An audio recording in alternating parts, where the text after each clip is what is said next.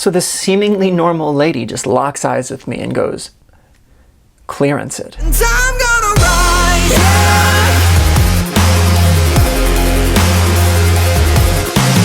Hey, this is Sam from the future. This video looks a little different because I filmed it a year ago and I just rediscovered and edited it because I forgot to post it. So that's why. Anyway, back to the video. In my time between being an undergraduate music major and doing my grad school work, I actually worked at Hobby Lobby for about 3 months. And I had friends up until this point who had already worked in retail or food service telling me all these horror stories about how, my least favorite part of the job is working with people. They can be so rude and mean and disrespectful when you're to somebody working behind the counter or stocking the shelves. And I sort of decided to myself when I heard that, you know what, if that ever happens to me, if I'm ever in that situation, I'm just going to become an NPC. I'm just going to become a computer, and I'm not going to take it personally. Because really, these people aren't being mean or disrespectful to me, or even if they are, like, I'm hardly a person to them. Really what they're angry at is the store's policies that I'm just enforcing. They're attacking the establishment, not really me, so I'm just not going to take it personally. Well, I had a little bit of a chance to put this to the test while I was working there.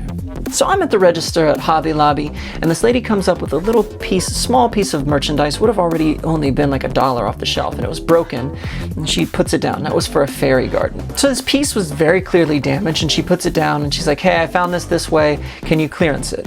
That was a fair question, because apparently before I had started working at Hobby Lobby, they had an old policy where if something was damaged off the shelf, a cashier had a little bit of leeway and they could give a customer a discount if they still wanted to purchase it. But not long before I had gotten hired there, apparently they had changed that policy. Not all the customers knew about that yet. Understandable. So I looked at this lady, I was like, "I'm sorry, ma'am, they changed the rules before I got here. We're not actually able to do that anymore." Now, up until this point, there's no red flags with this woman. She wasn't one of those customers that we knew when they walked in the door, that's somebody that comes here all the time and they always cause problems. She was well-groomed, she was well-spoken, well-dressed. Nothing out of the ordinary about this lady. But then in that moment, it was like this switch flipped in her head. And I don't know if she'd been listening to like self-help tapes about how to be more assertive or something, but she just went into this completely different mode, and she looks at me and she goes, "Clearance it." And in a moment of being taken aback, I was like, "I'm sorry, I can't." And I thought that would be the end of it, when in fact it was not. She leans into it a little bit harder this time. "Clearance it." So I decide, you know what, it's time to go into NPC mode. I'm gonna give this lady the blue screen. So I just kind of let my shoulders slump and sat back and went, "I cannot." And one more time she tried. "Clearance it." I believe she did 3 times. Maybe it was only 2, but I believe it was 3. And that time I was like, I'm going full vacant goat here. I cannot.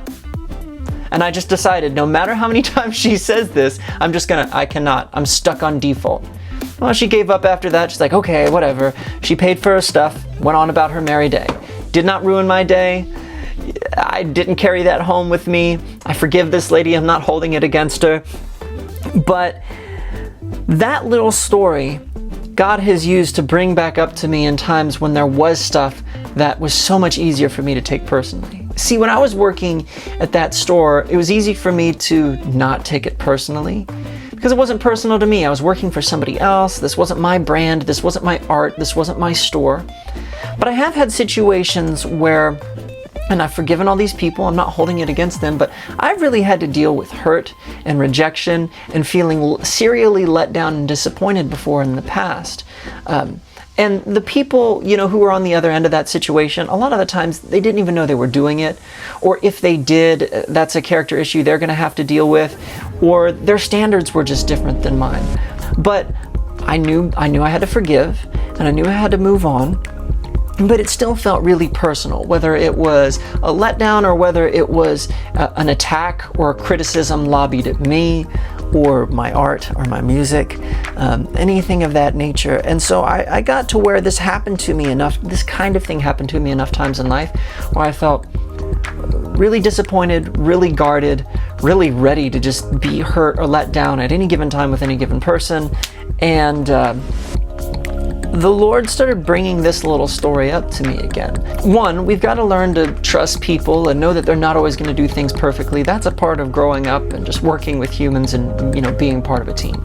I'm not saying that makes an excuse for people's actions, but I'm saying that's why forgiveness and mercy and grace are so important for all of us, right? But God started having to bring this up to me and saying, you know, if you can do that in that situation, there are other areas of your life you can apply this to. And I'm still working on it in those other areas in life, but that doesn't make this any less true. In Matthew 25, Jesus is talking and he's telling people how he takes those personal things on himself, basically so his kids don't have to. And he talks about how the good things that people have done to others, they've done to him, and then also the bad things. So in Matthew 25:44, he says, they'll answer him, saying, Lord, when did we see a hungered or a thirsty person or a stranger, someone naked or sick or in prison, and we didn't minister to you? And he'll answer to them and say, truly, I'm telling you, inasmuch as you did it not to one of the least of these, you did it not to me. My purpose here isn't really talking about like judgment or anything where that's concerned, but basically just this core idea of, that's Jesus telling me, look, I'll take it for you. And as long as you continue to walk in forgiveness and you react in faith, then I can take care of you no matter what the deficiencies are of other people that seemingly affect you in the moment. So this has been a huge help to me, whether it came to, you know, just being able to deal with the situations of life or not being offended at every little thing. Also something that we all really have to root out of ourselves right now, because we live in a culture that has staked so much of its reputation and so much of its righteous indignation on offense. So when you're going through something like that, just remember me blue screening with the lady. This is outside of my parameters. Can't do it. Not going to do it. But I'm not going to take it home with me either. You might be saying, Sam, why are you always bringing, you know, scriptures and faith into this? Well, I have to be honest about who I am. I have to be honest about the truth. And I have to be honest about how I live my life. And while I'm definitely still working on growing in this area, it's good to know that I can fall back on Jesus and say, hey, you take it. I'm not made to handle this. And ultimately, I can't handle all of this. If you don't know Jesus, I encourage you to get to know him. He died for everybody. He made his free gift available to everybody. And all you have to do is say, you know what? I believe that you died and rose again for me. I received that free gift. Take my life and do something with it. Then start getting into the Bible, learn more about him, and find yourself a good church family to be a part of as your support network. So that's a little story from my life that I go back to regularly to remind me when I'm starting to take things too personally. Because look, guys, sometimes things feel really personal. You know, in the moment, it's like, it doesn't feel like they're doing it to you. It really feels like they're doing it to me. I get it. We experience stuff, and sometimes it's tough and it hurts and it feels like it's because of somebody else's bad attitude or selfish choices. But knowing that we don't have to take it upon ourselves is meant to be and can be a huge relief. That's all I got for you this time. Remember to check out some music, grab some merchandise from the online store, and like and subscribe and all of that good stuff. Until next time, I love you, Jesus loves you, and remember, as always, onward and upward.